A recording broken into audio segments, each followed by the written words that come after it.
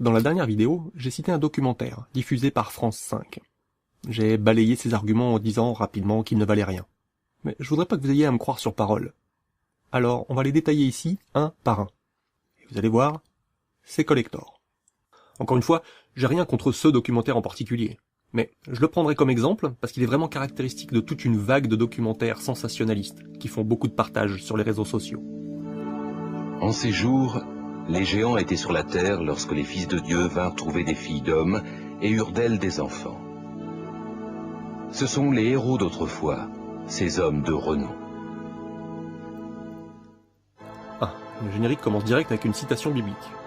Mais bon, il est marqué sur la jaquette qu'il y aura des avis d'experts. Wendell Jones est archéologue. Ah, chouette, un archéologue.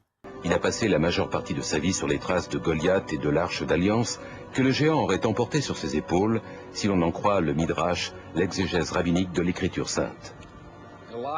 Goliath a percé les rangs des soldats d'Israël et s'est emparé de l'arche qu'il a chargée sur son dos. L'archéologie est depuis toujours un domaine particulier. Même si la communauté scientifique est composée d'un peu moins de croyants en proportion que la population moyenne, il n'en reste pas moins que la très grande majorité est croyante. Et même lorsque c'est pas le cas, il est très difficile de s'extraire de la culture judéo-chrétienne qui baigne toute notre civilisation. Et il est donc difficile de ne pas avoir de préjugés sur ce qu'on est censé chercher et découvrir. Mais lui, c'est un archéologue. Il va bien finir par parler d'archéologie. Le jeune berger a assommé Goliath avec cette fronde, mais il ne l'a pas tué. Goliath est tombé à genoux, David s'est penché sur lui, lui a pris son épée, cette gigantesque épée qui avait tué Hophni et Pinchas, et il a décapité le géant.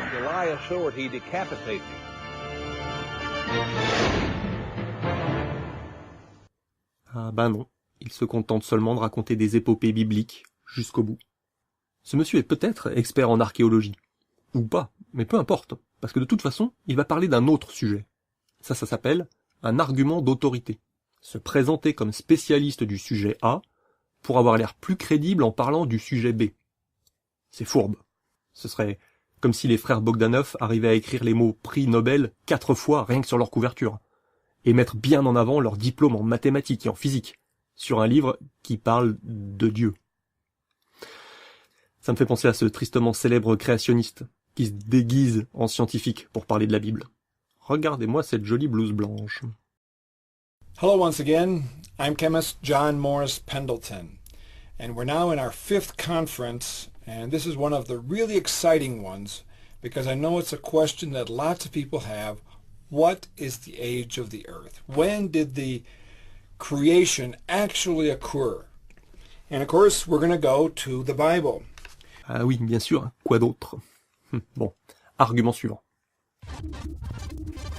David Childress, archéologue et écrivain, est depuis longtemps fasciné par la légende des géants américains. Un certain nombre de tumulus dans le Middle West ont fait l'objet de fouilles à partir de 1850. Dans de nombreux cas, on a trouvé des squelettes dépassant les 2,10 mètres. 2,10 mètres? Oh oh! Taco Fall, il fait 2,26 mètres. Est-ce qu'on parle bien toujours de géants, là? Bon, argument suivant. Le journaliste Jim Marrs, récompensé par un grand prix du journalisme d'investigation, s'intéresse tout particulièrement aux sciences spéculatives. C'était un véritable âge d'or pour l'archéologie à cette époque. On en a trouvé en Grèce, mais aussi en Italie, au Moyen-Orient, en Amérique. Et même si vous éliminez tout ce qui ressemble à un canular, ou à une mauvaise interprétation, ou quelque chose comme ça, vous vous retrouvez quand même avec un nombre considérable de preuves montrant qu'il y a bien eu des êtres géants à un certain moment sur la surface de la Terre.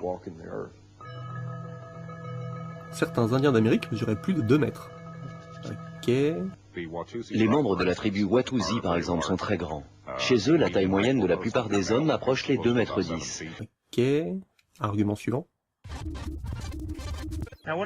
Aujourd'hui, l'un des grands mystères de l'Ouest, c'est de savoir ce que sont devenus ces géants. On a sorti près de 60 squelettes de cette grotte, mais on ne sait pas où ils sont passés. Y a-t-il eu une tentative de dissimulation archéologique dans cette région? Quelque chose concernant les géants? On a bien trouvé des squelettes de 8 mètres de haut, mais on les a plus, parce que... ils ont voulu étouffer l'affaire. Argument suivant. Aujourd'hui, une libellule a une envergure d'environ 10 cm. Dans les fossiles retrouvés, son ancêtre, le Meganeuropsis, présentait une envergure de 1,50 m. Dans le passé, tout était plus grand. Je pense que dans de meilleures conditions atmosphériques, les gens vivaient non seulement plus longtemps, mais étaient également plus grands. De nos jours, les géants et les dinosaures ne pourraient pas exister comme dans le passé, simplement parce que les conditions atmosphériques ne le permettraient pas.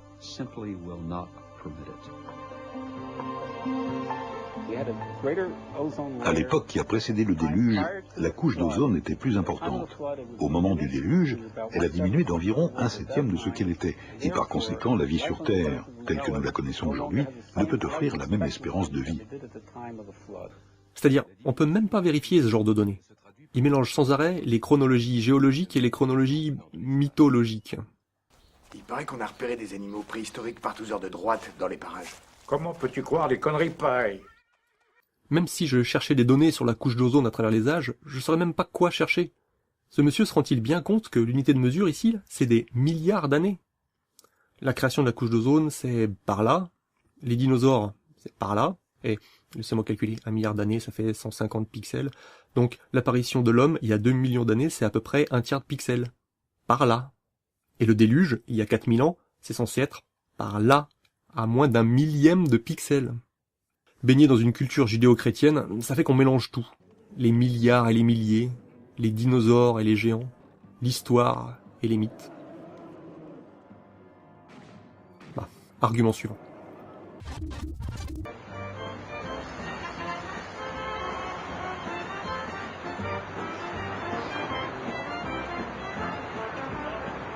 Ryan est un jeune homme normal, en bonne santé et bien proportionné, mais mesurant 2,12 m. Je me dis parfois que j'aimerais être aussi grand que lui.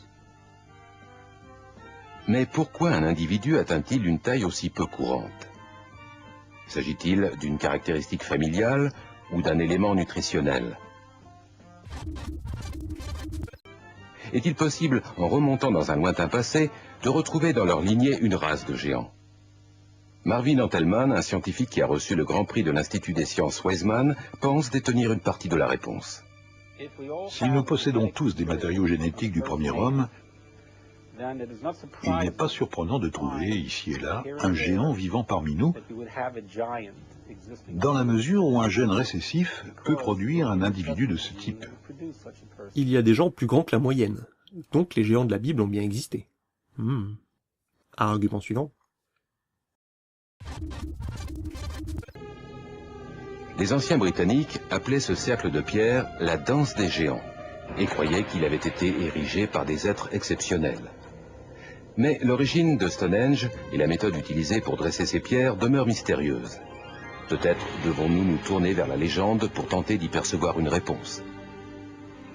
Il y avait peut-être dans le passé des gens dotés d'une technologie que nous n'avons pas, ou de connaissances surnaturelles que nous ne possédons pas, et qui ont pu créer toutes ces choses.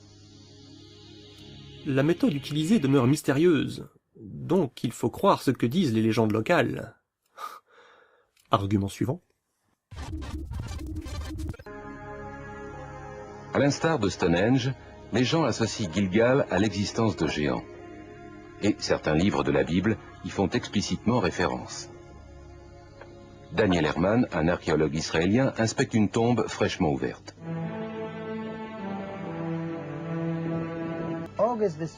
Dans le Deutéronome, il est dit, je cite, « Og, roi du Bashan, était le dernier survivant des Réphaïm. » Réphaïm est le mot hébreu pour géant. La méthode utilisée demeure mystérieuse, donc il faut croire ce que dit la Bible. On appelle ces genres de récits des récits étiologiques. Ce sont des contes racontés pour donner une explication à pourquoi la nature est comme ça. Par exemple, le conte de Rudyard Kipling, L'enfant d'éléphant, explique de façon plaisante pourquoi les éléphants possèdent une grande trompe, en racontant comment un jeune éléphanteau s'est un jour vu tirer sur son nez par un crocodile. Je pense que le monde ressemblait aux cités que nous voyons à Machu Picchu, Tiahuanaco, Sacsayhuaman. Je pense que c'était un monde peuplé de géants qui ont édifié toutes ces constructions à l'aide de blocs massifs de 250 ou 500 tonnes. Toute cette tirade n'est composée que de « je pense », de « mon opinion » et de « à mon avis ». Mais faut pas faire confiance à une personne, faut faire confiance aux preuves qu'il apporte. Ce monsieur tient un discours qu'on appelle performatif, c'est-à-dire juste parce qu'il le dit. Mais nous, on va pas pouvoir se contenter de ça. Parce que sinon, il faut aussi croire à tout ce qu'il raconte dans ses autres livres. T'as écrit quoi comme livre? Pas sorti. Argument suivant. Eric von Daniken, explorateur et auteur à succès, a passé la majeure partie de sa vie à étudier les structures mégalithiques dans le monde. Il est certain que les Aymara, les Indiens pré-Incas, n'étaient pas capables de les déplacer. Alors qui? Que pouvons-nous en conclure? On n'en sait rien. En de nombreux endroits sur la Terre, on trouve des structures qui pourraient être associées à des extraterrestres, à une technologie que nous ne comprenons pas, ou encore à des géants. Mais je reconnais ces intervenants et ces genres d'arguments. Ce sont les mêmes que dans le célèbre documentaire sur les anciens aliens. L'argument est toujours le même. Il n'y a aucune explication connue, donc mon explication est la bonne. Des extraterrestres. Ou ici, des géants. Écoutons Bruce Rux, auteur à succès d'un ouvrage sur les architectes de l'Ancien Monde. Ce que j'appelle les architectes, ce sont ceux qui, dans le monde ancien, ont construit tous les mégalithes, les pyramides ou Stonehenge. Ce sont les gens qui ont foulé la terre avant nous, ceux qui ont vécu avant nous. On peut les appeler dieux ou géants, c'est selon. Ils ont laissé derrière eux des édifices que nous ne sommes pas capables de reproduire. Nous ne pouvons aujourd'hui qu'apprécier leur réalisation à leur juste valeur. Et à partir de là, le documentaire, prétendument sur l'archéologie, entre pleinement dans le sujet qu'il avait prévu de traiter dès le début. C'est-à-dire de donner la parole à une série d'illuminés qui voient la preuve d'un complot extraterrestre dans tous les trucs qu'ils ne comprennent pas. Et ils n'ont pas l'intention de chercher à comprendre, juste l'intention de publier des livres à succès, les plus sulfureux possibles. Mais bon sang, c'est diffusé sur France 5, c'est le service public. C'est nous, les contribuables, qui finançons la création de ce genre de documentaire. France 5 se fournit chez les chaînes du câble américaines. Il lui suffit de piocher dans ceux qui ont fait le plus d'audience, pour trouver les documentaires qui feront du buzz ici en France. Une chaîne privée, comme Discovery Channel, c'est une entreprise. Le but c'est de rentrer de l'argent, pas d'éduquer les masses. Alors le calcul est vite fait. Lorsqu'ils font un reportage sur les anacondas, ils lui donnent un titre comme « Dévoré vivant par un serpent ». Ils le diffusent dans une soirée spéciale « Animaux super dangereux ». Ils font toute la com autour du fait qu'on verra bien un homme se faire dévorer vivant devant la caméra. Ils placent des coupures pub toutes les 10 minutes. Et à la fin, on voit ça. Je vous laisse la scène en entier parce que c'est pas long. C'est juste un cascadeur avec des protections qui entoure autour de lui en hurlant à un pauvre anaconda qui lui a rien demandé. Consternation de tous les téléspectateurs, qui hurlent de colère, qui s'insurgent, ça fait polémique. Donc du buzz, donc des ventes de DVD. Énorme succès. Pourquoi Animal Planet continuerait à filmer des documentaires sur les pingouins ou les pandas pour quelques milliers de spectateurs? Alors que leur plus grosse audience, c'était un docu-fiction sur les dragons.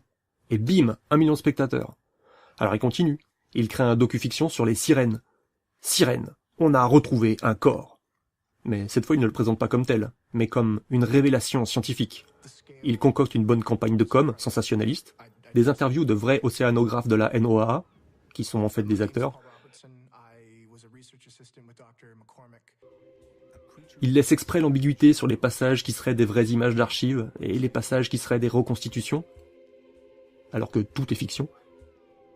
Et bim, 3,6 millions de spectateurs, leur plus grosse audience depuis 17 ans d'existence.